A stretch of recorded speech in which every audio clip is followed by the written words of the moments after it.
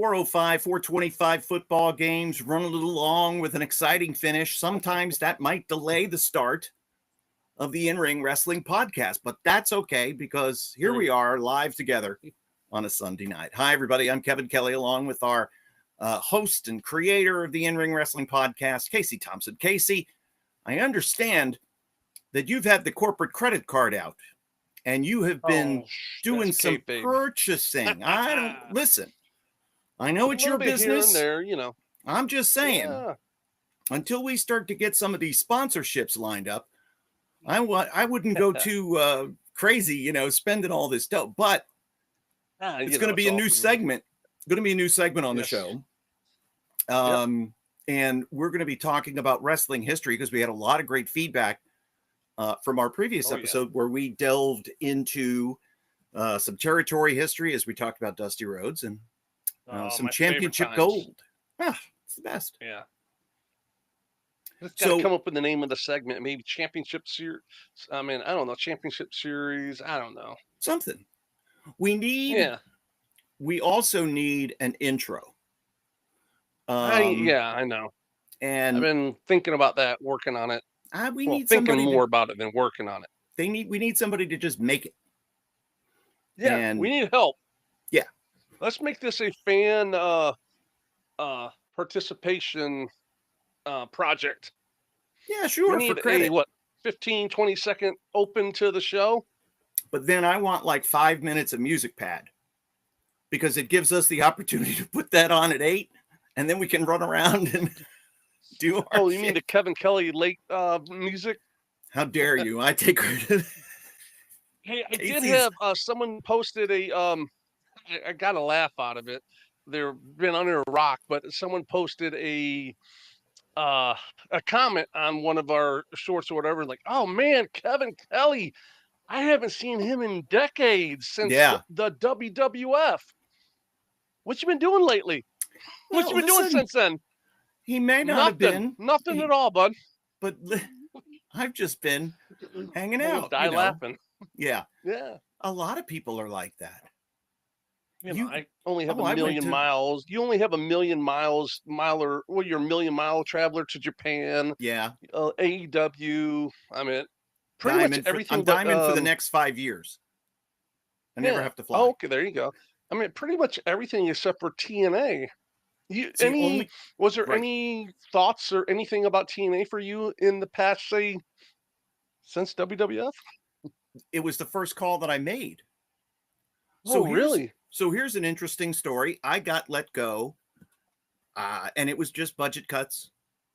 They were going through and just cutting department by department by department. I got let go the same day a guy from accounting did, somebody from HR, a couple of creative services people. It's just the way it is. I was further down on the depth chart, and they wanted to go in another direction. They said it wasn't anything that you did. It's just a numbers game. I totally got it. So I got home. I got into work, and I had a feeling it was coming. And got home, and the first call that I made was to Jeff Jarrett. Oh, really? And Jeff said, man, I'd love to have you, but I don't have any money. And at the time, they didn't have any money. They had just cracked the can open, and we're still doing the weekly Wednesday pay-per-views. And they had not, gotten into the Dixie Carter monies. By that point, I was, come and gone from wrestling, came back, and then was working with Ring of Honor. So that's the way it goes. But I do want to work for TNA once, just to tick it off of my bucket list. Doesn't even have to be anything special. Almost every television product since modern age of wrestling, since the Monday Night Wars. I would have loved to have worked for WCW. That was my dream. I never wanted to work, but not on TV. I know, but I never wanted to work for the WWF. Wow. I wasn't a fan. Yeah. Casey, Ric Flair was my champ. We're Southern boys. We grew up in Florida. Yeah. We grew up in Florida. We believed in heels getting heat. Yeah. Oh, yeah. And that's not what Vince wanted. So, Oh, speaking of Southern boys, I spoke to Bugsy McGraw, yeah, and I texted him a few times. He didn't reply, whatnot. So Jody Malenko called Bob Cook. Bob Cook, tello tello wrestler, that whole thing. yep. So Bob's like, "Hey, you talked to Bugsy? You heard from Bugsy? He's been sick. He's been in the hospital for the last 6 weeks." So I called and talked to Bugsy, and he got um, an infection, Yeah. some type of infection where they not something in the blood, whatever that's called, Okay. some kind of infection. So they put him. They said we're going to induce in coma and put him on intubate him, put him on a ventilator.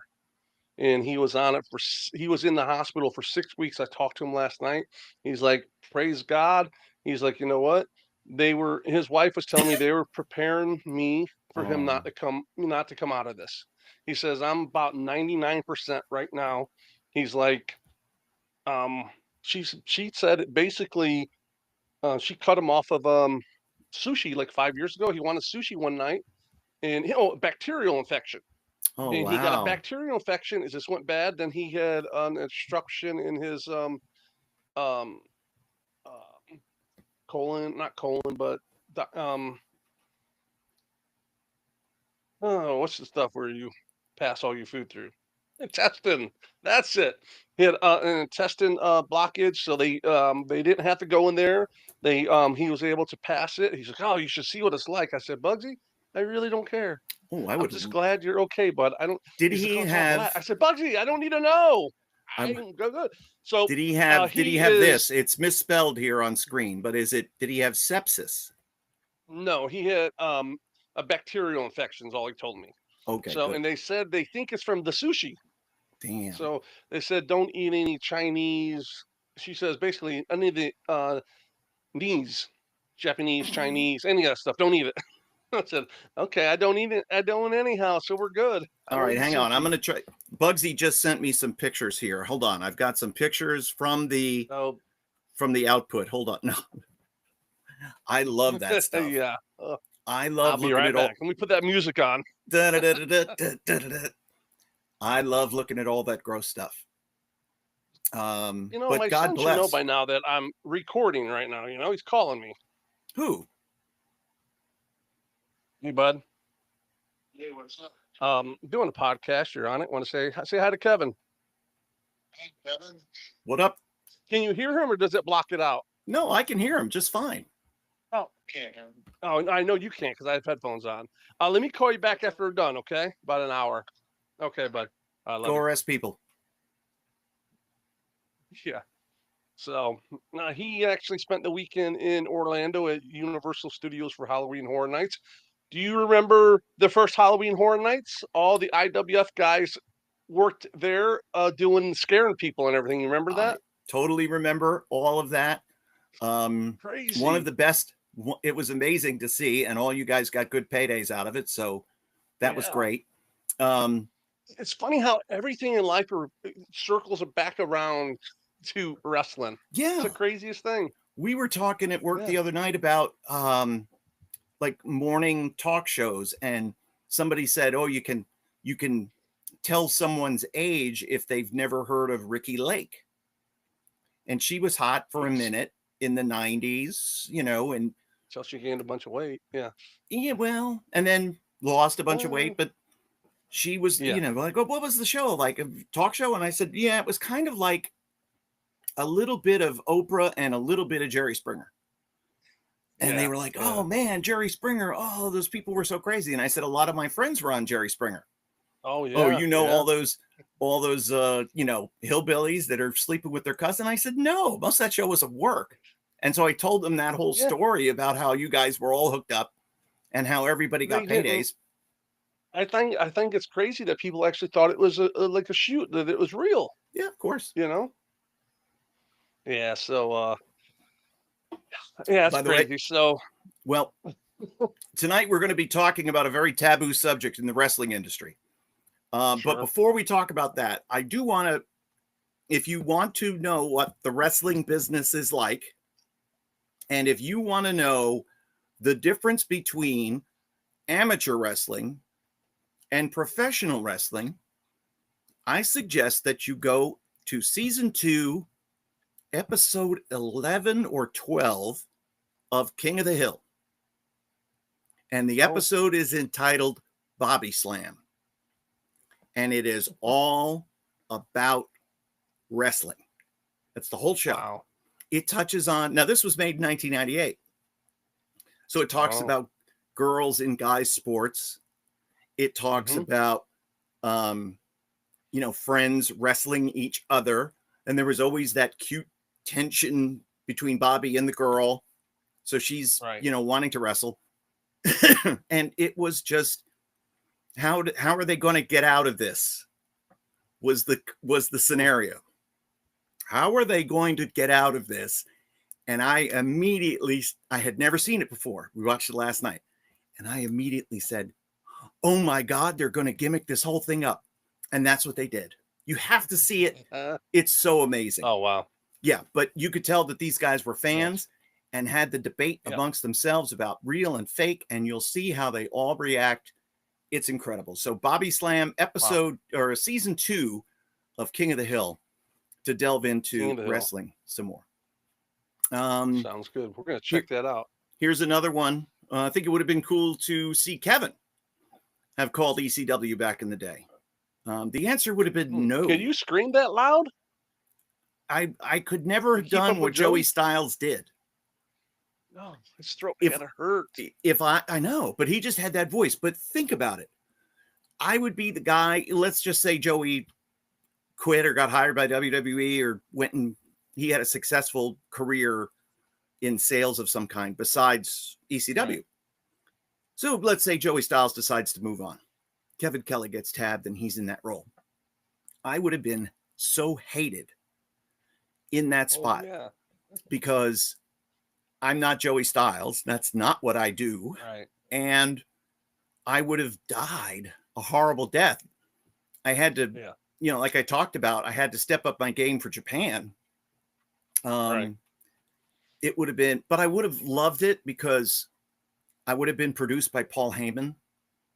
So I would have gotten really good. Because I saw him produce Michael Cole and Taz on the SmackDown voiceovers. And they got really, really good as a team. And really? Michael Cole was already good, but Taz got really, really good in his first real, extended commentary gig. Right. He was doing Sunday from that. He had done Sunday Night Heat, but I think a lot of the reason why Taz has had success for all these years as an announcer was because of the Paul Heyman producing. And when you work for Heyman, it sticks with you because there isn't, and you may know this, there isn't an ECW guy that I have not run across over the last 20 years who doesn't talk about Heyman in either positive or negative terms, but about the way he produced talent, pushed talent, got the most out of somebody. I hear it from everybody. But he still owes me money. There is that side, yes. Yeah. He owes me Speaking of many. TV, you were on Sunday Night Heat a lot. Yep. You remember when they used to have the boys, like D'Lo had a contract. He was under contract to wrestle, and they also gave him another deal to do Sunday Night Heat. See, that was before me. That was after me. Oh, that was after you. Okay. That was after me. They used to rotate a bunch of the boys. I mean, he was doing commentary for a while and still actively wrestling. Yeah. There was a few of them, and I think that was how they settled on Matt Stryker, right? Was because he was announcing and then he was also wrestling and bouncing back and forth. I think he was really good. I think he was really good. I think he got, I don't want to say this as a negative, but like he got really dug in on his style and the way he wanted to do things. And sometimes that doesn't work. Great long, to be able to conform to what they want. Yep. Great long, long storyteller and can explain things down to the bone. Sometimes you don't have time for that, and you got to move Whatever on. happened to him? He was doing AAA in Mexico for a while, and Okay. then with again, everything in AAA changes daily. Right. So then he was out. Now that Undertaker's the booker. Michelle McCool is going to be doing the commentary, and that will be no. Yeah. So that was, and then I saw him. I forget where I was, but I saw him at an airport, and he was on his way to, or he had just come back from Mexico City, and I was like, Oh, okay. I'd be scared to death. No. And he says he kind of, he said he was kind of scared, but since he was doing the commentary with Vampiro, if he needed to go out, he would go out with Vampiro, and nobody messed with Vampiro in Mexico City. So, okay, because he was like so well respected and legend, and everybody knew him. So, right, Stryker was safe if he walked around with sort of like going out with Conan there. Yeah, probably same type of thing. Yeah, you go out with those guys, and you're not going to run into any trouble. All right, Casey. Right. Well, I dare say that this week we're going to be touching some nerves, and I would imagine so. We're going to be honest about a subject that has been lied about more than any other. Yeah. You had the debate of, is wrestling real or is it fake? And people would say, well, no, it's not fake. But then they got into, well, it's predetermined. Well, it's still really physical. It's, right. It's not like gymnastics or something. I mean, these guys really are falling down. Right. This is a subject of, like, it is cloaked in secrecy. And I've never heard anybody come out and say, I did this, and I did that, and I did that. At least not as far as I'm concerned, as far as I know. I've heard people say, I've done that once. Yeah. And that was it. Or I did very little. Right. And it just doesn't sit right. I know better. And that's what we all say. Those of us within the industry say that upwards of 80 to 90% of the guys, when we were active in the big companies, were doing this. And we are talking about anabolic steroids. Yep. Why do people lie about taking steroids, Casey? I guess for their own moral character, for they can play face at the same time. I mean, there's a big misconception. My brother-in-law years ago was like, hey, what's that kind of stuff I can take? I can just inject in me. I can lay on the couch and just get in shape. I can lose weight, he said. I said, that sounds like crack to me, bud. Because if you want to take steroids, you have to diet and work your ass off to really get the full effect. Otherwise, you're just you're spitting in the wind, basically. Right. So, so I kind of always remembered that. But it's really weird. It's funny because I was watching Maven's podcast the other day, and he was talking about wrestling movies, and they brought up the scene from The Wrestler, and how he was in the locker room. The guy was like bringing all the steroids here, D-ball, Anadrol, Winstrol V, naming all kinds of stuff and all that stuff. And he's like, that doesn't happen, this and that. Maven, apparently you didn't wrestle many independent shows, because I've seen a lot of guys get their gas, from one of the boys. Yeah. He's like, oh, but the prices were really good. And then the one thing that I never seen was when you seen Mickey Rourke actually injecting himself with the steroids right there in the dressing room. I've never seen that before. Me neither. That was Hollywood right there. I have seen boys get not only just their PEDs. I've also seen them get their you know, jeez, um, Somas, Yeah. Percocets, Lorcets, or Oxycontin, everything. I've seen everything. It's just and that's just not in wrestling. That's in, I mean, I've seen it worse. And you could probably attest to this too, Kevin. And ever worked in a call center? Oh, Those sure. guys, oh, those guys are the worst of the worst. They go to break and get drunk, shoot up, and everything else. So I mean, I've never been in a call center that I was like, oh man, this is kind of skeevy. Yeah, Yeah. I was it's in I those was are. in So I the mean, it's everywhere. yeah. When you work in a call center, So guaranteed you're gonna enjoy a lot of secondhand smoke, at least back in the day, and you were yeah. guaranteed that Oh yeah. everybody was on drugs, whatever Oh they yeah. needed to do. Nowadays they have vapes and it seems like there's big clouds and everything. I Yeah. worked at an insurance call center. It wasn't even really a call center. There was only like 3 or 4 of us in there. Hmm. And the manager, she vaped, and when she blew it, it was like I going through a wrestling entrance, that much like I could be a fog machine. Ooh. So I would take my fan and I'll position it right back where it would shoot right back in her face. And then one time my daughter picked me up because she was using my car or something, and she's like, "Oh my gosh, Dad, that car's on fire!" I'm like, "Oh no, that's Alicia.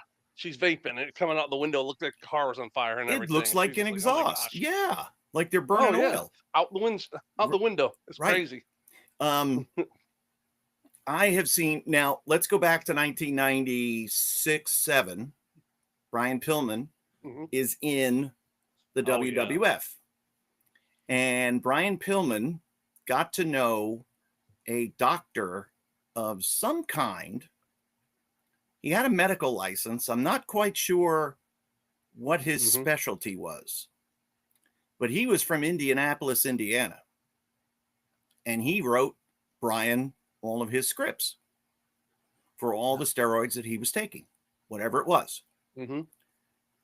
He smartened up the boys Oh, I have a to, story to that. yeah, to go see this doctor, and they would Dr. take care of X. you. Huh? Uh-huh. Dr. X. Yeah. Yeah. And I then had he came to 1 or 2 WWF events, TVs that he was were, the most liked person ever probably then, huh? everybody went over and said hello to him, shook his hand. And then one day there was a memo that went out. Dr. So-and-so is no longer allowed. Dr. X. And Dr. X is no longer allowed in locker rooms or anything. And we had to Wow. go back and connect the dots because I don't think none of us, we weren't going over and shaking his hand to get drugs off of him. Yeah. But everybody that knew him was like, and Yeah. on to the next, I give just you waiting to find somebody. I give you a story. Yeah. I had a doctor that was brought on to me by someone that was in the business. So, of course, I'm not going to mention their names because I'm not going to throw them under the bus because they're actually still friends. I'm friends with them. Yeah. But two WWE wrestlers or WWF wrestlers from the Attitude Era Okay. came with me to the doctor, and we all piled up, like 4 or 5 of us all piled up in there, and they they did our blood work and make it all legit and everything. It's a real doctor and all that, but they're like, yeah, what would you like? And you just told them what you wanted, and he wrote you the scripts for it all. It was all legit stuff and everything. The interesting thing, it was more like a um hire you up on the I was up pretty high because more people you brought, it was like a pyramid scheme. Ah, I okay. was up at the top because I brought a bunch of people in, so the more people I brought in, the bigger discount I got on everything I wanted. Tremendous. So So the WCW wrestler, you got the doctor contact from him, right. and then you became the mule to bring the boys in. Correct? I just told all my boys, my buddies, like, hey, they're like, oh, so we all went together and Gotcha. just got hooked up. you know. Now, did he So, ever give you but product to give to other people? no, it was just, hey, you bring me more patients, I will give you, because they also had back in those days, you're allowed to, doctors had their own pharmacies too. So Oh, the bigger discount I got on pharmacies, or he would say, yeah, you don't have to pay, you don't have to pay for that. I'll get a bunch of stuff, free. and what type of stuff So were we I talking will about? growth hormone, any testosterone, Winstrol V, Deca, you name it. Anything was on the list. It was from A to Z. You And just any, pick out what you wanted.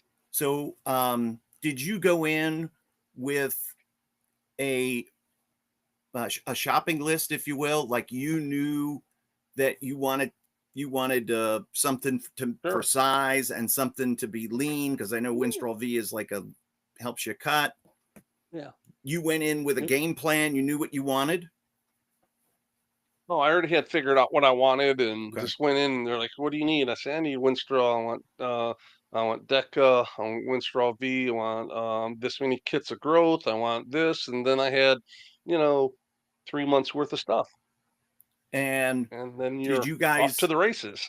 so like when you all go to the grocery store together, everybody puts their bags in the car, and then you go, oh, what did you get? Oh, I got this, I got that. Were you guys out there in Yeah, the yeah. car like going, oh, look at me, I got this? No, but you always did look at the bottle because you're like, oh, no matter what you got, you always look at it because, oh, that's pretty cool. Yeah. Making sure it was all legit because you get it from so many different people. I'll give you an example. He's passed away. So, friend of mine, Todd, Thor from IWF, Yes. big jacked bodybuilder. Can't believe he was He on steroids. was Shocked. way on the way up on the he's from Canada originally. Okay. So he'd get stuff from Canada and say, he's like, hey, I'm putting a list in. You want anything? And I'm like, yeah, I'll take. So you have it's an ampule. It looks like a little bowling pin, but it's glass. You break the top off.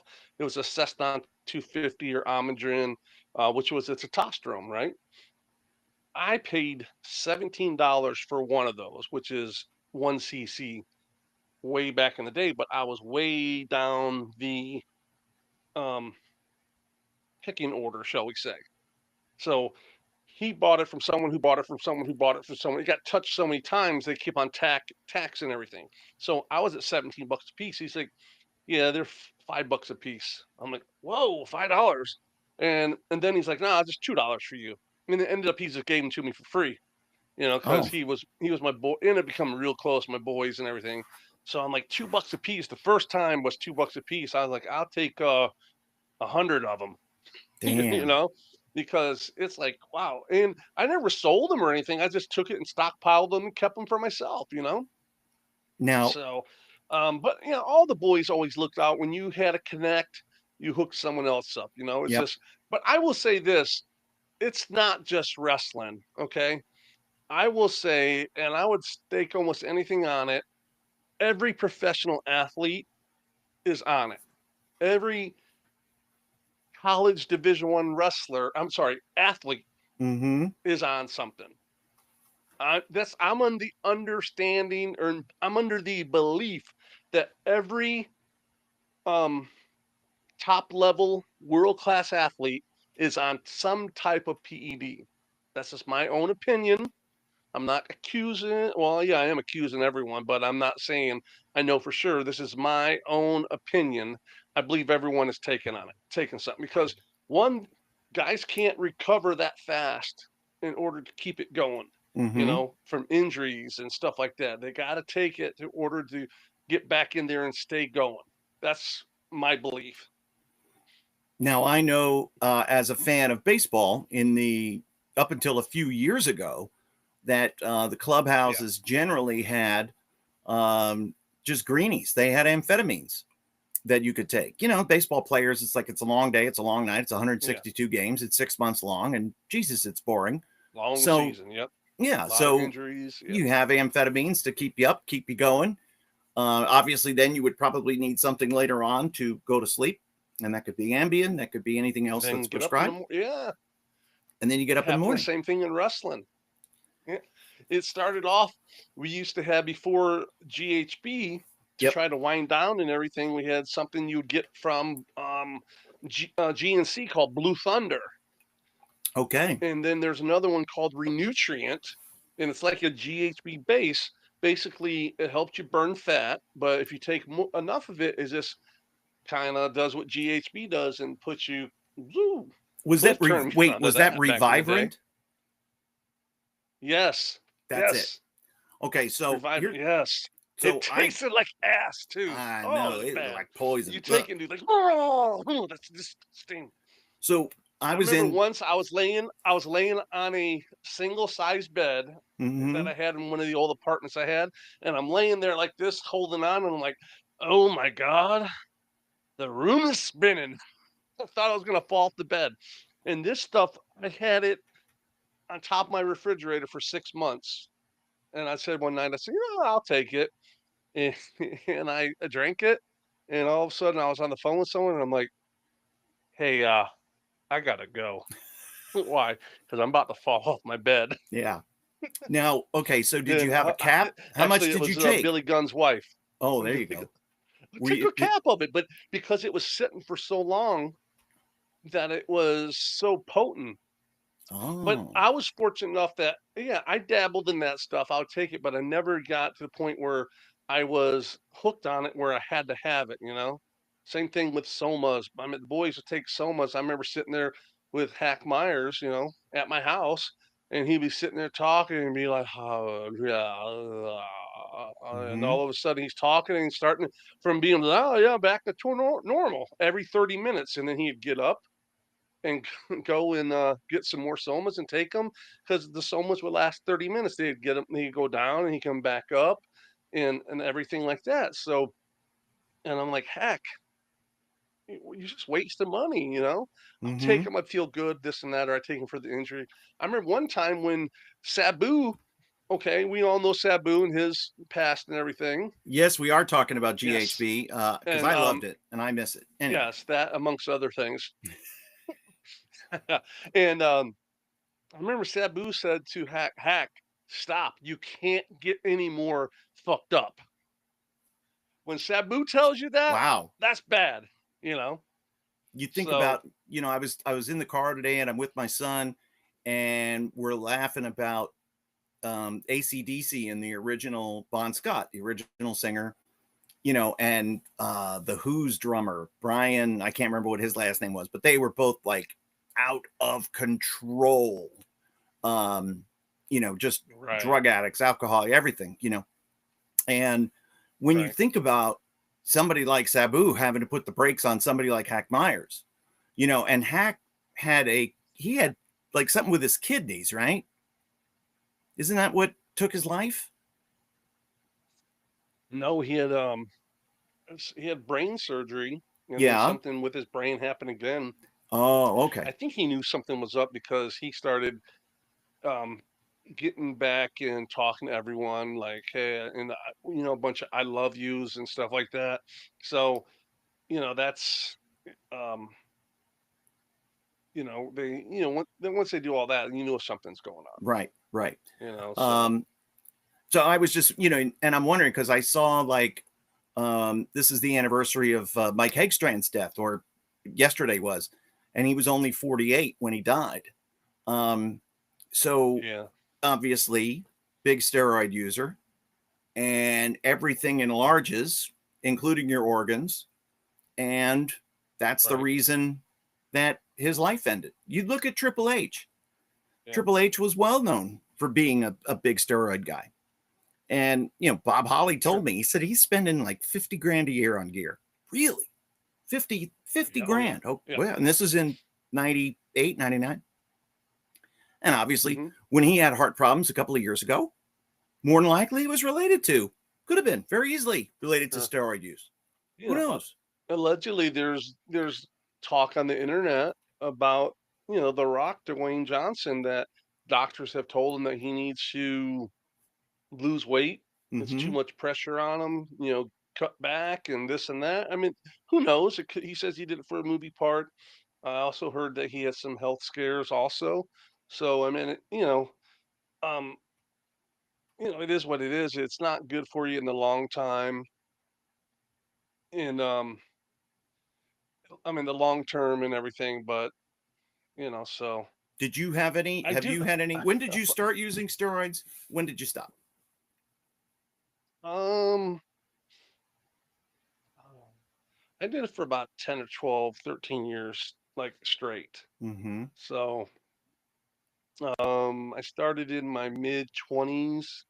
You can see my wrestling career once I started getting to really good shape. I was on everything. I was, jacked, had my flat stomach abs and everything. So, um, and then up until my son was born, and of course, my son was right at 10 pounds, 23 inches long, which is a big baby, Giant baby. in 3 weeks early.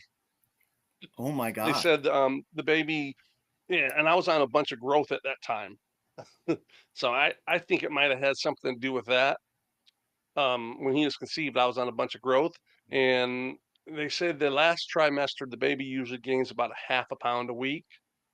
And my son was gaining a pound and a half a week. So they said at full term, he would have been like 11, 12 pounds, big Damn. old boy.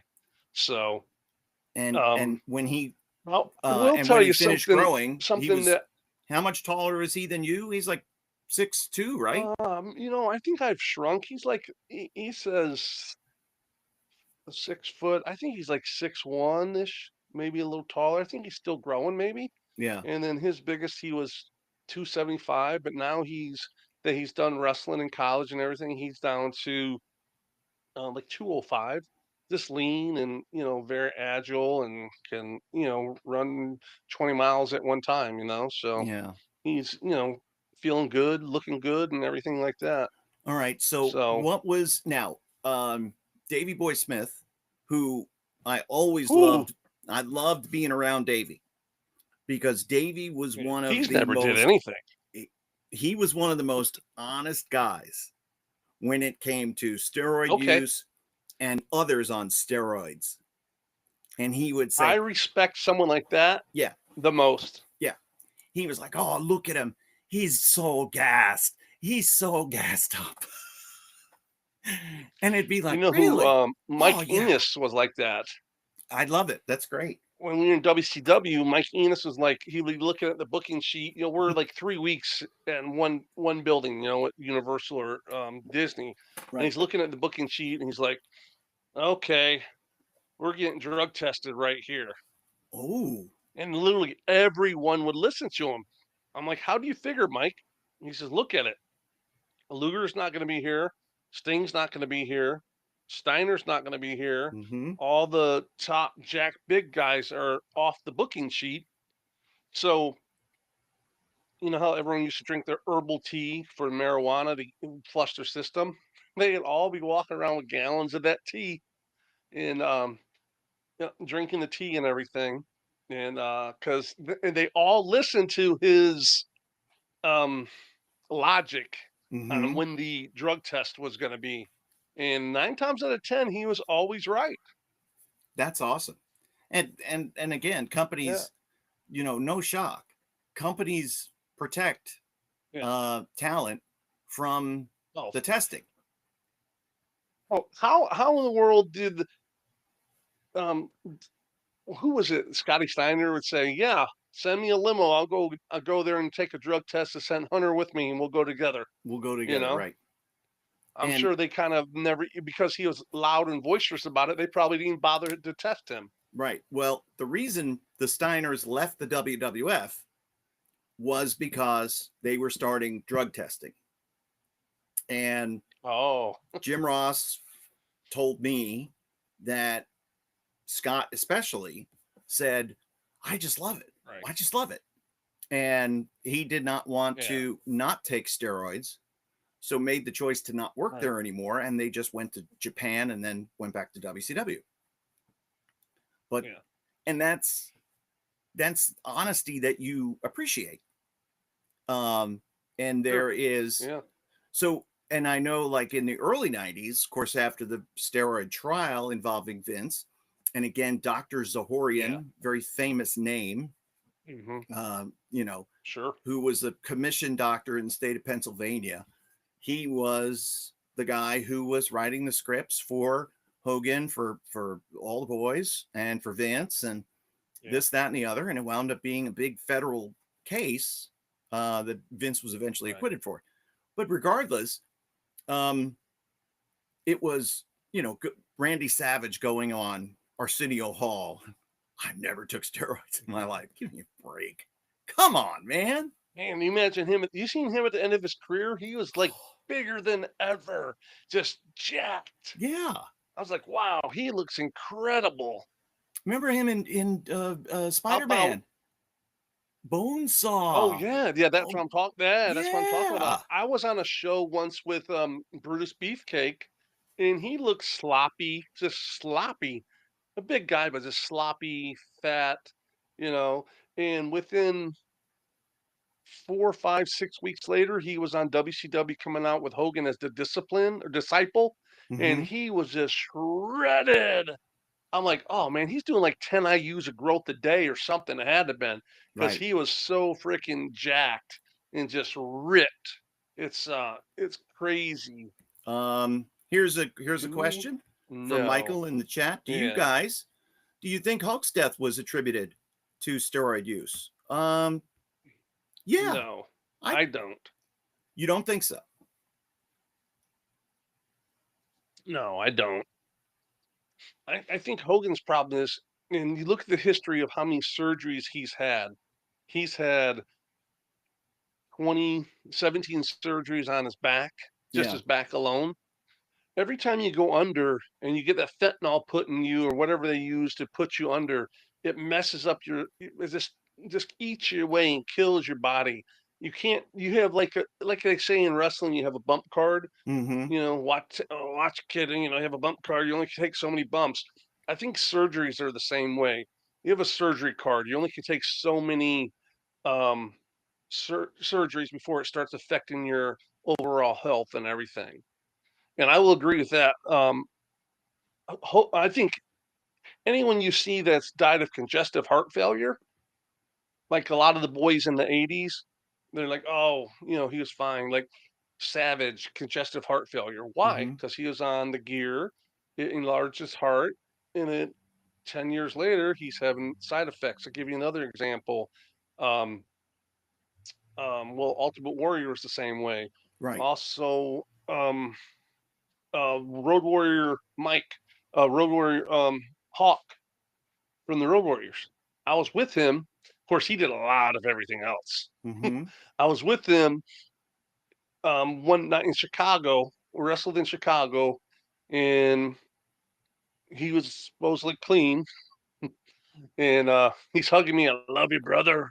I'll see you later. I love you. He's hanging out with all the marks, so he's getting all the good stuff because he's getting all the marks are getting him, all the drugs and this and that, right? And Joe's like, oh, Mike, you need to, you need to stop. You need to stop. And not 2 weeks later, he was gone. Mm. So I mean, it's sad to see, and it's part of the business. It's actually it's part of. I think it's part of professional sports. But the problem is when, and I'll give you an example: the Warlord, who he says he's dabbled a little bit here or there. I've known Terry for so many years. Terry's always been in a lot of stuff. He's been jacked. The thing with Terry is, and it's also the thing with me, we didn't do all the other stuff. Yeah, I did a little bit of GHB here or there, this or that, but I didn't go to the extent of other people. I Mm-hmm. never did coke. I never did any of the street drugs.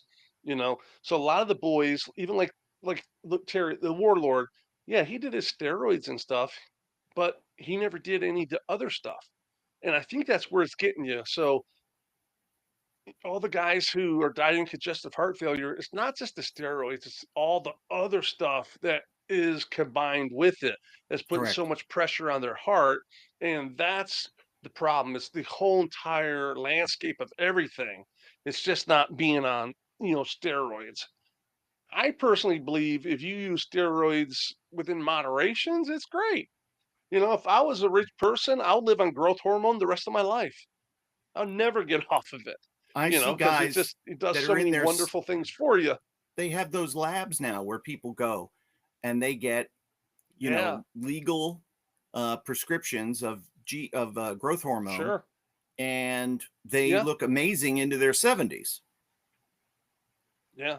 I remember Rocky Johnson talking about um, growth hormone, Really? and he was like, now there's synthetic growth hormone. Back in their day in the 70s and 80s, they were using growth hormone, and it was either extracted from a cadaver or from like a gorilla or something like that. So he was like, "Yeah, we used to take this." Uh, Rocky was always out there and crazy, and that's why you see like the old bodybuilders, their their heads would grow bigger and their skulls and stuff like that, is because they were taking the real growth hormone, not the synthetic stuff. So when they came up with the synthetic stuff, they were able to scale all that stuff back, but still get the reaction out of it they wanted. But yeah, Rocky's like, yeah, we used to take this stuff. They took it right out of monkeys, and gorillas, and we take that gorilla growth hormone. And he was just talk about he was just crazy. He was just talk about everything. Yeah. Yeah, he was And just a funny guy, man. I miss being around him. He yeah. was just fun to hang around because he was just screw with everyone. It was just when you're sitting there with him, you knew he wasn't going to mess with you, which it would be funny if he did, but he would just fuck with everyone, and it was hilarious. Right. He was a funny guy, He was you always know. working an angle. He was always working Oh, something. yeah. And I The appreciate that. best way to explain Rocky is Rocky was Rocky. Yes. When they He asked me, was. "What do you think of Rocky Johnson?" Well, Rocky was Rocky. I loved him to Even death, but even he was Dwayne said Rocky. that. Dwayne, I've Oh, heard him sure. say that more than once. And it's Yeah. like you could say whatever you wanted to about his father as long as it was true, because and Right. Dwayne would agree with you. Yeah, Rocky's being Rocky. Hey, babysit myself and Orlando Jordan babysit Rocky for a couple years. The only reason why is to keep him in check, keep him under control, where he didn't embarrass The Rock. You know, and I tapped out after a while. I was like, I can't do this anymore. It's exhausting. You know, Orlando, he kept with it and he got a job out of it and everything. Good for him. Yeah, You know, sure. So when you look at so in the 70s, guys that came from the bodybuilding culture, superstar Billy Graham, Rocky Johnson, and others, you could tell the guys that were on steroids because they were huge, and the majority of wrestlers in yeah, that time looked ordinary by comparison. Not saying that they weren't strong, that they weren't in shape, but obviously when you have that much muscularity and you're that lean, you're doing something. We get into the 80s now, and WWF, of course, was promoting, prayers and taking your vitamins and saying, eating clean or whatever. What percentage of that the roster? Hulk Hogan. Yeah, what percentage of that roster was, do you think, on steroids? Okay, so we go, and this is just my opinion. Yep. Go down the roster. Hogan, yes. Yes. Who's after Hogan? Savage. Macho Man, Yeah. yes. Name anyone on the roster. Okay. What about somebody like the Iron Sheik? Oh yeah, definitely. Okay. What about now? Even Marty Jannetty and Shawn Michaels were on it. Yes. What about somebody like Arn? With everything else. Yeah, right. Arn Anderson, I think he was more on that Coors Light Gotcha. diet. Arn's a country boy. Yeah. So I mean, he did what he had to do to keep himself in shape. Did he probably mess with it a little bit here and there? Sure. Mm-hmm. I think everyone did. You letting yourself go a little bit. You need to get some gears just to get in a little bit better of a shape and stuff like that. Yeah, but not on a regular basis. All right. How Flair's about probably the same way. He'd get on stuff. Yeah. How about these What's that? guys? How about Piper, Orndorff? Yes, yes. Piper probably off and on. Orndorff all the time. Yeah. Sure. What about somebody All the like, time. He looked what about, incredible. He had a yeah, great body. I know. What about somebody like Cowboy Bob Orton? Sure. I mean, Really? he wasn't on it like all the other guys, but yeah, I mean, I'm telling you, all the guys were on it. Now, this is Of one that I disagree with because I saw this in the This is chat. my opinion. Yeah. Now, what about somebody like Nikolai Volkov? Because he looked the same in the 70s as he did in the 80s. I don't think he Right, because was. he was probably consistently on it the whole time. Really? He was a big dude. He was a big I dude. know he was a big dude, but really? Wow. The Okay. body only gets so big. Mm-hmm. There's only a percentage of people that can get bigger than what normally a body can, the skeleton of a body can naturally maintain and hold. Mm-hmm. Once you start putting all muscle on top of it, it's because you're having a little bit of help. Now, Gotcha. he might not have been on a bunch of stuff, but he was probably on something consistent all the time. Interesting. Just enough. Nothing great, not no, say, Hunter way, like you were talking earlier, Right. but yeah, probably enough just to keep that size, keep that look that he was shot for, the goal he was looking for. But he was a big dude. Yeah. What about, okay, so now, and what we can say is that pretty much everybody was on something. And Sure. even the same in NWA. Yeah. Okay. So Yeah. guys like Magnum was on steroids Sure. to be that size. I don't say I don't think he definitely was on, I don't think he was on it all the time. I think he was on it enough to achieve the look that he needed. Right. So he might have been on, you know, a CC or two a test a week with a couple other things just to maintain his look, you know, compared to the pharmacy the other boys are on, the Road Yeah. Warriors or, Sid or um, all those big guys, Dan Spivey, all those big giant guys. They're Mm-hmm. all on something. When you sit next to them in the dressing room, there's just like, you know, does anyone ever think Vince was clean? I don't think so. No. He was yeah, I mean he was He's like Scotty Style. I mean, he's like Scotty Steiner. He just liked the feel of it, mm-hmm. and he liked the look of it. He liked what he looked. The thing is, people talk about roid rage and all that stuff. No, all it does is it it, it never did anything that to me. When you got it was when you cycled off of it, Mm-hmm. and your body you're losing it out of your system, so you're working twice as hard to try to maintain it, but you're losing the gains you made, so you start getting mental about it because you're losing it. That's there's some people, but road rage is all it does is amplify you a little bit. So Mm-hmm. if you're an asshole, so your normal mentality is an asshole. When you're on steroids, guess what? You're going to be an asshole, just a little bit bigger of an asshole. If you're Gotcha. like a cool, calm, and collected person like I was the same way when I was on everything. Mm-hmm. I was never an asshole. I didn't have road rage and stuff like that. But when you get off of it is when you start getting depressed because you look in the mirror, you don't see what you saw when you're on it. It starts messing with your head. And by this time, because you came off of it, now your testosterone level is naturally lower because it releases naturally in your body when you start using a synthetic drug to increase it. It blocks the natural release of it. So now your levels are low, and signs of that is being sluggish, depression. You have fatigue, all kinds of stuff.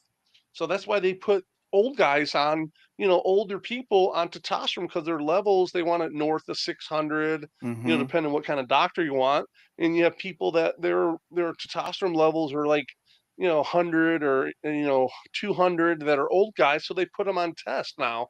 In the the doctors I might nowadays, have they to do do that all that. the time. I think I might start doing that. Here, this will shock you. From Scott, I met Billy Gunn as a kid at an autograph signing. When he was 13. Asked him how he got in the WWF. He looked at me and said, "Good looks and steroids." Uh, I'm shocked. oh, Oh, he's so gassed. kind of screwed over. He got Every he got fired from being an NXT coach yeah. because not because they drug tested him, because he was doing a powerlifting competition, like an all natural, and I guess he was on something that the doctor prescribed to him. So because they found out about that, they's like, we have to hold you accountable here. I have a doctor. He had a doctor's note, prescription from the doctor for it and everything. You know. So When Simon Dean Bucci, when he was in developmental, he was telling guys to get on the gas. And it was like, no, I was in the same spot. And I had conversations with guys and I said, you do whatever you have to do as long as it's legal. And if it's not legal, then I don't need to know about it, but you do what you need to do. He was just outright, you need to get on the gas. You need to take this and you need to take that. I remember, yes, Kevin Sullivan was. He stole mine a bunch. Oh, yeah. Kevin Sullivan, definitely on the steroids. Yes. He's like, oh, I need that good stuff. That Phenoplex. Phenoplex? What the hell is that? Stuff. It's a very oily steroid, but it just makes you big and hard and thick. And you got any of that stuff? I mean, I got it, and there'd be oil on the outside of the bottle because they make it, in a home lab and everything. And oh, wow. He's like, give me some of that Phenoplex and have them make it a little extra strong, like you always do. So, but yeah, I forgot what I was going to say. Something else, but my mind shot when I read. All right, so you bring up a point that I want to talk about as well. When you would see guys, and you still see it today, and it always surprises me, and they have back knee, right? Oh yeah, that means they're taking steroids, right? I would say that's probably a really good indicator. It's Okay. an indicator for that, because they probably got some dirty, like some dirty, oily stuff, so. And they broke out. Yeah. Now, there's water-based and there's oil-based steroids. Right. The oil-based probably works better, stays in your system longer. Yeah. Yeah, the water-based is in and out in a couple days. So, I know what I was going to say. I remember when WWE, and this was in the mid-90s, they started really cracking down hard on growth hormone and stuff like that. All the boys stopped taking growth and they started taking insulin, which is really tricky because insulin will make you big and jacked. So they'd all take insulin because it's not detected, because they weren't testing for that. But the problem is, if you don't know what you're doing, you don't take it the right way, you're going to become insulin dependent. So it's real. I never did insulin because it was a lot of people like pro bodybuilders. They'll take all their stuff with growth and then take insulin with it to it's like the icing on top of the cake, a little extra, the cherry up there, Now, So, that could screw up your pancreas. Take insulin. Well, that's the fine line you had to find where the right magic dose was, where you didn't, run into that. Gotcha. Do you know guys, and I've heard this, that there are several guys who are still active in the industry today that take insulin, and they talk about, well, I'm not on steroids. They just take insulin. Yeah. So I'm sure. I'm sure. Nothing surprises me in this whole world, let alone because of the wrestling. Nothing surprises me in the world, shall we say? Okay. Everything's believable to me. Mm-hmm. So in the job guy set, in the enhancement guys, was everybody on the gear pretty much? No, God, no. Look at some of those job guys. Well, I know, but Barry Houston had to be on something. Sure, yeah. Todd was, yeah, absolutely. Okay. Yeah. I'm trying to think of the guys that were in good shape that looked like they were about to break out, Hey, Bob Cook, were you on the gas? He'd probably say, Hell no, I was a fat slob. Yeah. Bob Cook, There's a not few on the times gas. in Bob Cook's life that I thought he looked pretty good. You know, he's a big guy. Yeah, I mean, a lot of guys. I mean, I didn't all the time, but once I was everything was getting setting everything up and all that. And say I was 18 my first match, so probably at 21, 22, 23 is when I started, and probably a couple years after that is when I really started taking like whatever I could get my hands on. You Mm. know, I was like the mad scientist. Whatever I can get, I will take. Did you ever You have know, a bad because and then reaction? Did you ever have a bad reaction to anything? no, I've had it where I ran out because I miscalculated or the order was delayed or whatever, and then I would start having not kind of withdrawal symptoms, like oh, I'd be cramping, like oh, like sitting there as I started cramping and stuff like that. So, but no, but that's really all it was. But it's it turned I turned everything around. I worked hard. I was at the gym every day Mm-hmm. for, training hard. I was eating. My diet was perfect. It wasn't easy just, oh, I'm going to take a shot and be good to go. No, no. Now, I will tell you that I made trips over to South America where there's no prescriptions needed. So you can walk into a pharmacy, you can get whatever you want. You can get liquid clenbuterol, which raises your body core and makes you burn fat. And one of the guys went over there one time, got a bunch of that and a bunch of steroids and everything, and actually took so much in that one tour. I wasn't on the tour; he was on the other one. And his heart exploded. Um, his heart exploded, and he died over there. And I told that story about how we were trying to be Right. detained in there. But I was there once, and um, I got a bottle of Winstraw V. Over here, it cost about for a 50 cc bottle back in the day. It cost around $350, and I got it for like 25 dollars over there. And Hmm. I wasn't stupid enough to where I was gonna try to ship it home or sneak it home or anything like that because I didn't want to go to prison. I didn't want to go to jail. So I bought the 50 cc bottle. It's water based, so it's in and out of your system in a day or two. So I was like, 50 cc's, I'm here for 9 days. How many cc's am I going to do a day? I divided, I'm going to take this whole thing when I was there. And so the only problem was over there is they didn't have a bunch of syringes, the needles. Oh. So I got one syringe. So I would take it and just use it. And I put it in a glass jar of rubbing alcohol to keep it sanitized for, and then so I always back then I would shoot it right in my quad, the front of my big muscle in my leg.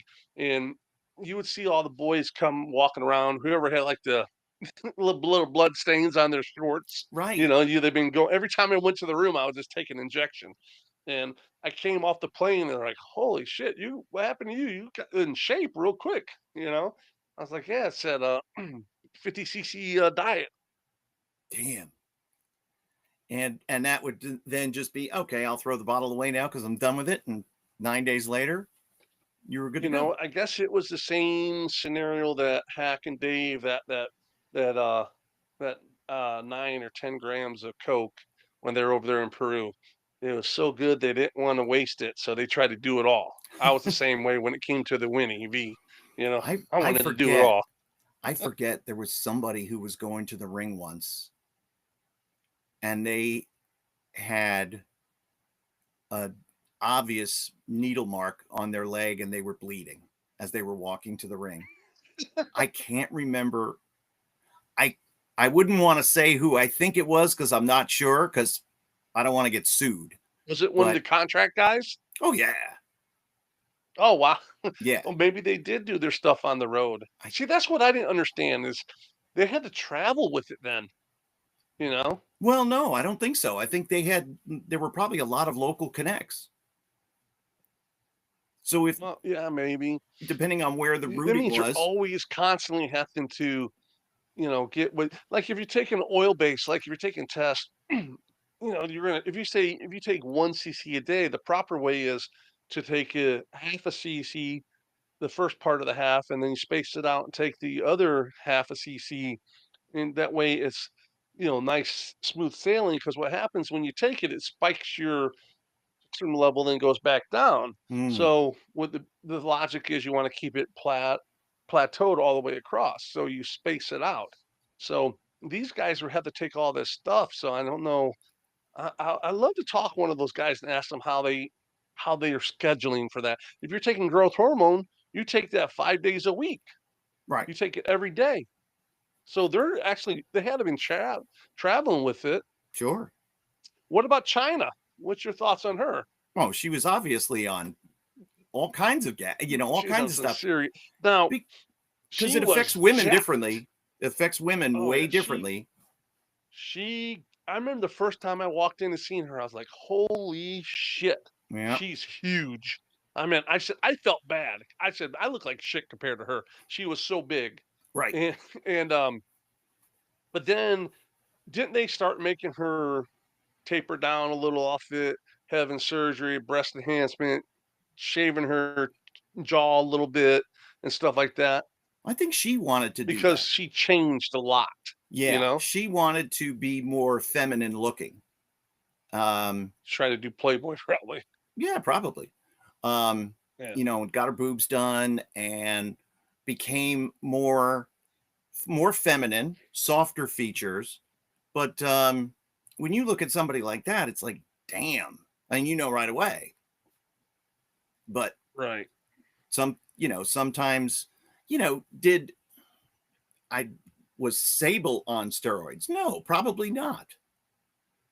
But No. who knows? I doubt it. Was Luna on steroids? Yes. Yes. You know that for a fact. Oh yeah. Yeah. Um, She was I love Luna to death. She was bat fucking crazy. yes. Yes, she was. And everyone that really knew Luna knew that. Yeah. That's what we all just loved her. Um, Yeah. so so obviously then drug testing comes along, and let's talk about Yeah. the modern era of wrestling and the way the drug testing is done. At first there were a whole bunch of guys getting getting wellness policy violations, getting a strike, getting 2 strikes, a couple guys got fired, whatever. Do you think that was for steroids, or do you think that was more for street drugs, cocaine, marijuana, etc.? Honestly, I think it was more for recreational drugs than for steroids. Okay. Because there were Because ways to, if I'm going to a doctor and if I have a prescription, guys were not getting strikes for that, from what we understood. I wasn't in the company at the time. Right. And correct. Yeah. then, so if you got a strike, then, but I know that there were a couple of guys that, like Sho Funaki, didn't he get a strike? And that was because he was carrying he had the stuff shipped to him, something like that. Oh, really? Yeah, like he was carrying for John Cena was the story, and so that's how he got his strike. He wasn't necessarily taking it. But yeah, like Brock and Shelton Benjamin got hit when they were in OVW because they got something shipped to them. Oh wow. Yeah, a couple of guys got hit. Where did they ship it to? The office? I like their room in Louisville. I don't know how they, but what was the process? But since I can't remember, they don't publicize wellness policy violations. And the last one that I heard about most recently was Andrade. Now, if you looked at Andrade, of course, yeah, sure, he's gassed up. No kidding. Yeah. Sure. He doesn't look different. What was the violation for? They didn't say. Now, again, they don't publicize it, but that he was released. A steroid test is really, really expensive to do. Yeah. So I think what they're doing was saying, yeah, we have a wellness policy. So they were testing, but they weren't really testing for steroids, especially at first. And for GHB is even harder because You can't just because you naturally have GHB in your growth hormone in your system. Mm-hmm. Yeah, not GHB, HGH.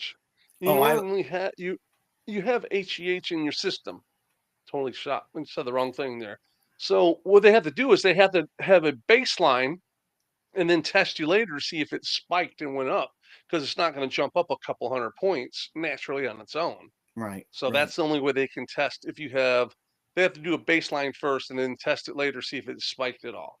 So, So, so what happened is a lot of the guys were just getting off of the gear and just taking a lot of growth, and they were fine for a long time because they could pass the. If they did a steroid test, they could pass it because they've never done, because they're already big guys. So the growth hormone will help you maintain and retain all that muscle mass and just lean you out like the warrior. He was on Ultimate Warriors on all kinds of growth hormone. That guy was shredded. You know who had a good body who was Jack too was Kerry Von Erich.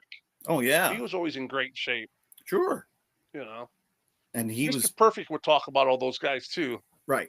Perfect was another Make guy fun who of was all of them. blatantly honest, and Oh yeah, absolutely. Yeah. and introduced me to the wonderful cocktail of taking a Soma and a Vicodin. Very underrated. Yeah. But when Kevin you Sullivan introduced me to taking Vicodins with mini thins. see, then it has like, a positive effect. I'm staying lean. Yeah. The good old days of mini thins. Yeah. Yeah. Now so in this modern era, they're not publicizing the strikes. Right. But that doesn't mean that the talent isn't getting fined or suspended. If there's been some, let's just say, some guys that kind of go on a disappearing act, and what happened to him? He was getting the push and now he's disappeared. Could that be a Right. wellness thing, do you think? I guess it possibly could be, but don't you think now that with WWE, because they're under the umbrella of TKO, because UFC does testing all the time, Right. they do the top level testing of all their fighters, and don't you think that, and they publicize it when you fail and everything. I Mm-hmm. wonder if that's going to be instituted over into WWE also. Might. Now, again, a lot of that is through the state athletic commissions. So Okay. I don't think TKO would test for shit if it wasn't required for fighting Right. under the guidelines of the state athletic commissions. And again, there are no state athletic commissions that make you that will fail you for steroids. They are looking for, so Really? some states require blood testing. Recreational. Yeah. They're looking for recreational stuff, and they're looking for contagious diseases like AIDS or HIV or Right. hepatitis, things like that. Right. Yeah. And I only know of one athlete in Kentucky whose license was revoked for cocaine. So Oh, really? he had done cocaine. Then he took his license test. He was he in the developmental? I don't think he ever was, but he was an OVW guy. And so he was out of commission for a while. But yeah, most of the time you just, you got to get a blood test done, and they're not really testing for steroids. Yeah. And the state athletic commissions, for the most part, are kind of a work. They're testing your blood pressure, and they're testing your heart rate. You want like croak out there. Yeah. But by and large, it's kind of just like what about AEW? Do they have a wellness program or not that I ever saw? Not that I ever saw. There were always rumors of drug testing that would be coming down the pike. In fact, so when I was there, there was a doctor that they had hired. They had Doc Sampson, who came from WWE, and he was like the main doctor. But then they hired another guy to be the doctor, and he told me, in addition to Sampson, Sampson was still there. But this new doctor who came in, he told me that he was there because in a few weeks, he was going to be doing the drug test. Wow. So he was there as the drug testing guy, but he was sort of embedded in the company. And that a few weeks from that conversation, the drug testing was going to start. And then like the next week or so, I was gone. So I never was there when it happened, nor do we know any of the results from that happening. Right. Like the landscape of wrestling has changed so much, how wrestling's evolved. So it's a lot of flippity floppity stuff. And a lot of those guys aren't on stuff, No. like the Young Bucks, No. Look at, what's his name? The guy climbed Mount Rushmore. Oh, Darby Allin. No. Yeah, he's not on stuff. So the landscape has changed so much until basically a lot of those guys are all backyarders, so they weren't like real wrestlers to begin with. They just landed themselves in a promotion that became national, and stuff like that. They never were on stuff, because it's just how things changed and the landscape. So he used to go big old cookie cutters when Vince, that's how he wanted everyone to be. And I wonder how he took it when he realized that his boys can't be on the gas, so it's going to change their bodies and everything. I wonder how Vince dealt with that. I know that it was something serious to him. He took the subject very seriously. Then because of the cost issue, and when I was there, drug testing was never talked about. It was always potentially coming on the horizon. But JR told me that, probably a couple of years into my tenure there, that he was never going to fire anybody for pot or steroids. Really? And yeah. And the only guys that I ever had to fire were those that were in Memphis, because they failed drug tests, but for cocaine. So I had to tell Tracy Smothers that he was fired and he was like, man, I just, doing a little gas, a little pot, just, trying to keep up with these young guys. And like, Tracy tested positive for cocaine. You had to fire Tracy? I did. Oh, then you were in talent relations too. Yeah. Then he got up and he punched the wall and he left. How many people did you have to fire over the days? Tracy was the only guy that I ever had to fire. Broke my heart. Tracy was a really good guy too, though. What a sweetheart. I remember in WCW, Tracy used to travel with Steve and Scott Armstrong, right? Especially no, actually it was Steve and Brad. And they drove in this little camper, like motorhome camper, the mini ones, and they always showed up late because they were in there smoking their weed, and you could see them pulling the parking lot, the door open, it would be like a fog or just, and spraying all their cologne on and everything. Oh God! Like, oh man, we're so sorry. We read the map wrong. Meanwhile, they're just smizzing and just kept on driving right by the exit. I don't know how people smoke pot and drive. I know it's very common nowadays, but whenever I could never do it. I never smoked marijuana. I've taken some edibles, and a couple months ago I took some edibles, and I'm like, I don't feel enough. Let me take some more. Man, I was sitting on the side of my bed, and I was like, oh my God. Like I was going paranoid. I thought I was gonna die. My girl's like, just breathe, you'll be okay. I'm like, that's it, I'm done. I'm never doing these things again. Tremendous. Stokely Hathaway made good pot brownies in Ring of Honor. He did. It's a good job. Do they have a wellness process in the Ring of Honor, or no? No. Hell no. Oh, okay. We know ECW didn't. No. I was told I had if you were not on drugs, you got fired. That's exactly what I was told. I got a tryout with ECW when they were down. They did the Florida Loop down in Fort Lauderdale, the War Memorial, and Rob got me the tryout. He called Tommy, and Tommy, just send him. And it happens to be Robbie was late that day, so Tommy Dream was like, just go out there and work with someone. So I went in there and worked and everything. Oh, how was it? And kind of just went nowhere. and learning everything after the fact.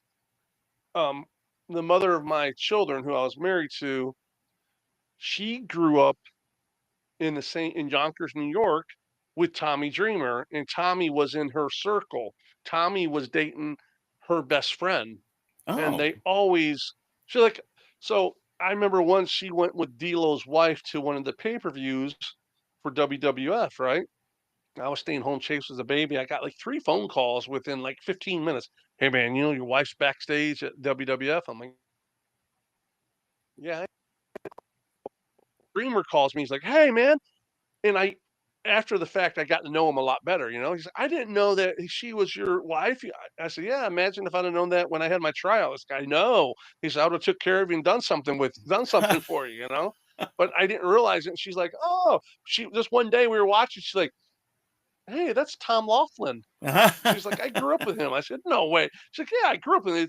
It's um Andrea's old boyfriend. We thought they were going to get married and everything. She damn. ended up passing away, and I called and told him about it. And he's like, "Oh man," he was still friends with the family and all that. And because when he was in talent relations with WWE, he used to call me a lot because a lot of the guys used to send um, tapes up there, so he'd call me and ask about him and stuff like that. Mm-hmm. When I had MXPW. Damn. On a sidebar, and that's I love stories like that. My buddy Ryan. Hello, Ryan. Any news on Christmas Crush? Yeah, it's not happening. Sorry. All events for the pro wrestling are postponed until I get my finances straightened out because I lost money. So I don't want to lose money anymore. So we're either going to do fundraising shows or we're going to get a benefactor, but probably just do fundraising. Yeah, we're going to do paid shows only. That's it. I have a couple friends in the business that were like, that's all we do. Okay, so that's what I'm going to do. But we'll run something again. We're just not going to run December 13th because I don't want to take a chance on losing money. So we just didn't have enough paid people. We didn't have enough paid people. We had tons of fans and the engagement was great. But it wasn't enough to make a financial difference. And yeah, the only way that works is if you have someone with money behind you that understands, okay, we're building a fan base, so we're going to give away a bunch of tickets, and eventually, it's all going to come to where they're going to become a paid, patron. Yeah, I am bummed as well, Ryan, but we will be back. Yeah. And that's the thing. I can't afford to take a risk. I know that name from somewhere. Why did I know that name? I don't know. Ryan O'Toole? Ryan O'Toole. I don't know. He's a big fan. Do I know you, Ryan? I don't know. We'll find out.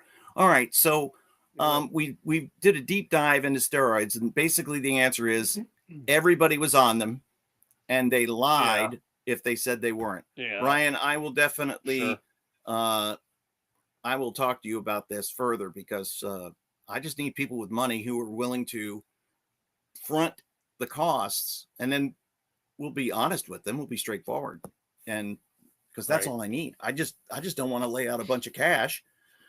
Like I had to go buy my son a tire today, okay, and it was $240. Then I'm like, he's got to get 3 more, but they didn't have enough time to do it, and he needed to go back to school, so he's going to come back in 3 weeks, and he's going to get 3 more tires, and so that's $1,000, $700, $800. Yeah, it winds up being $1,000. Right, winds up being $1,000, and that's 2 matches. Yeah, I'm not rich. I'm not rich. They're not throwing me out of my house, but I'm not rich, and you can't take on a risk like that. I'm not in a financial position to take on risk, right? And then potentially not be able to get my son tires for his car that he needs for school. So yeah, wrestling's not that important. No. Let someone else do it. Exactly. I can. So a couple other real quick things. We talked about Bugsy and his health. Yeah. And so, everyone keep him in your thoughts, your prayers, whatever you do. Another one was Joe Gomez that we spoke about many times on the Right. show. He had a stroke a couple weeks, about a month ago. I've talked to him once or twice. I've texted him all the time. He says he's getting better all the time. And then, do you remember a Florida guy named Randy Starr? Sounds familiar. He did some TV stuff. Anyhow, about 8 years ago, he fell off a roof of a house doing roofing and fell on a piece of rebar and Ooh. became paralyzed from the waist down. So um, he's been in a wheelchair and all that. I guess he was in one of those standing wheelchairs where it stands you up, and apparently he had a stroke.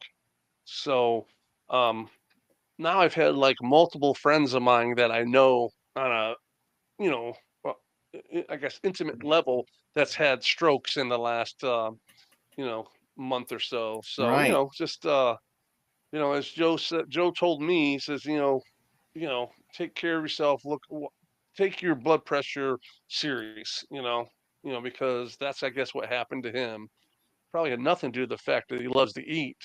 Well, I mean, there Which is if Joe that. heard it, he would laugh and he would laugh and everything because he always joked around with me about that. We just love to eat and stuff like that. So, You get a blockage, but and you get a blockage in your neck, in your carotid artery, and it's going to cut off the blood yeah, flow to your brain. You're going to have a stroke. no, Does to so answer here's Scott's question, yeah. Did yeah, Bugsy or Joe need anything? GoFundMe helpful? no, they're they're good. Yeah. Joe, as Joe would say, he's the luckiest person in the world. He always said that. Bugsy's wife did tell me they're older. She's like, Bugsy's like, we don't have that app, so we don't have that thing on the phone where we can get a ride. Talking about Uber, so she's used a taxi cab. I guess in that 6 weeks in the hospital, she says I spent $3,500 in taxis. Oh She my says, but I would God. do it again if I had to. Well, And I said, next time just call me. And what happened? He said, I wanted to. He's like, for some reason, he says, all my numbers disappeared. They're lost somewhere. He said, I got to go to T-Mobile and see if they can find them. So he Jesus. couldn't get a hold of anyone until he said, I don't have a book no more like I used to where they're all written down because everyone gets dependent on your phone and stuff like that. Right. So you think they would have like an app or your phones would have something where you could download it and it would go all onto like a sheet and then you can print that out instead of have to write them all down, Yeah, I bet you probably could do that. I would imagine, Probably right? someone knows more than me. Yeah. So he's like, I wanted to call you, I just didn't know how to. So I had to wait for you to call me. I'm like, okay. There you go. So There you go. All right. Well, listen, next week we're going to have a new subject, of course. We're going to talk about something that will be controversial, that will titillate everybody's fancy. And we'll decide upon that probably between 5 and, oh no, next week I'm actually on the road. So you got a special edition coming up of the yes, I'm working on In-Ring it. Wrestling podcast. Yes, I'm working on it. So we'll try to get it going and get it rolling. I had to experiment with the editing equipment and see if I can get it all set up. But I think I'm pretty confident I'll be able to. Next weekend So it's a little adventure I went on. Hey, tremendous. I'm going on my own adventure next weekend. We're doing seminars, me and Bob Evans. We're going to be in Wichita, Kansas on Saturday, and then Kansas City, Missouri on Sunday. So in 2 weeks, I'll be back and I'll have the full report on everything. Actually, I did speak to Sam Houston, and I told him that, we'd love to have you on the show. He's like, oh, I'd love to come on it and everything. We're just whittling down the details to lock it all in for the time and all that. I think he'd be a really, really fascinating person to talk to. We have a way of being able to, maybe because we are in the business, we did the same thing he did, so we can we can ask better questions, I think, and get into the nitty gritty I more want to than know other the nitty podcasts and can. the gritty when it comes to Sam That's Houston. right. Yeah. I can't wait. Oh yeah. It'd be fascinating. Well, just think about it.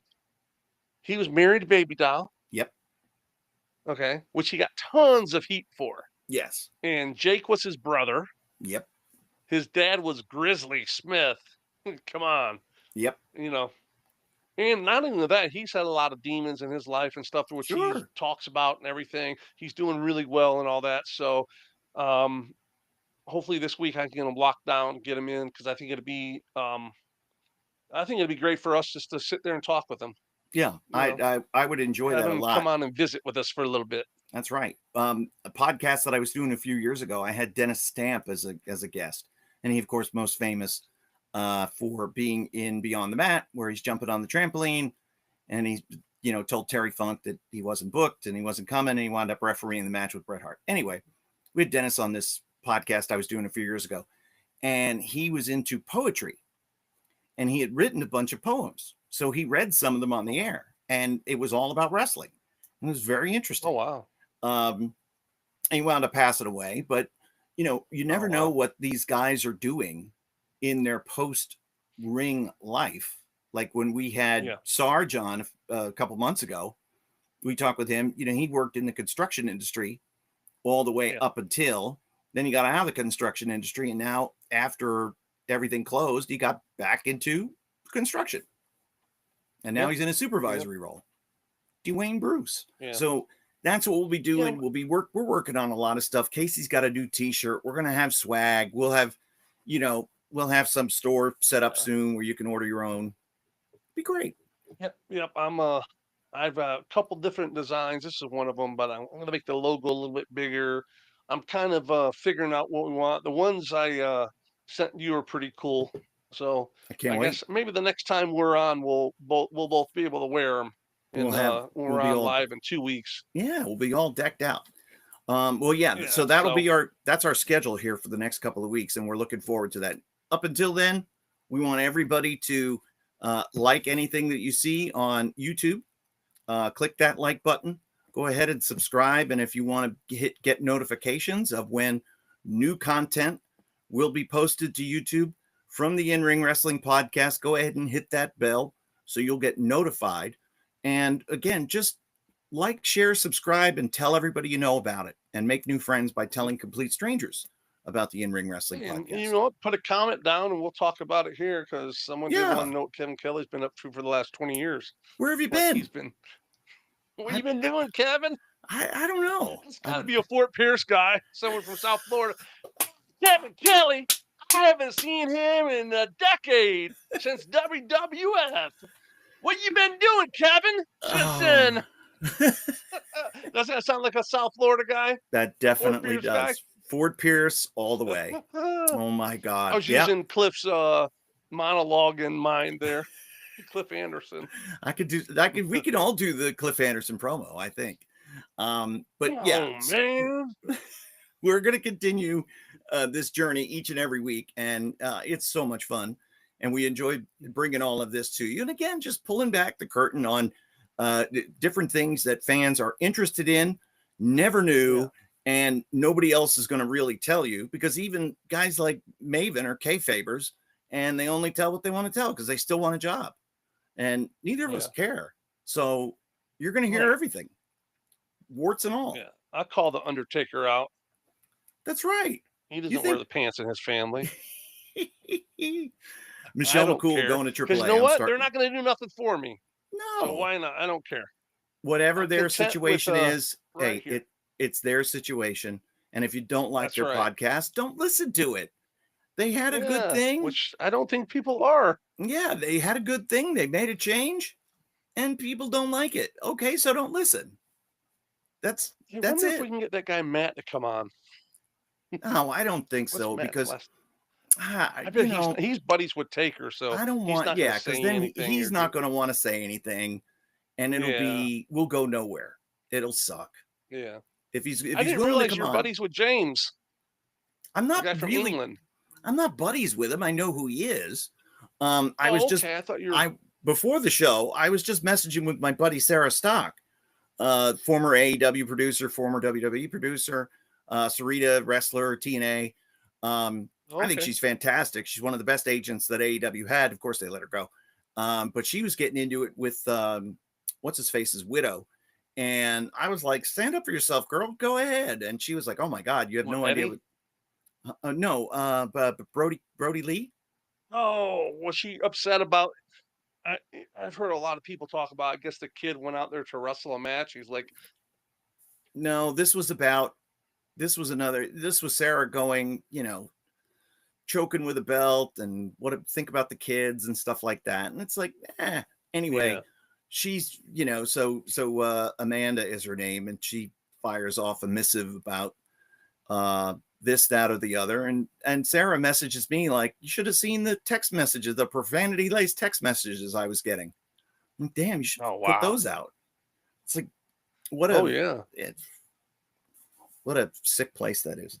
So happy to be gone. All right, that's going to do it for this edition of the In-Ring Wrestling Podcast. For your host, the creator himself, Casey Thompson, I'm Kevin Kelly, and we'll see you next time on the In-Ring Wrestling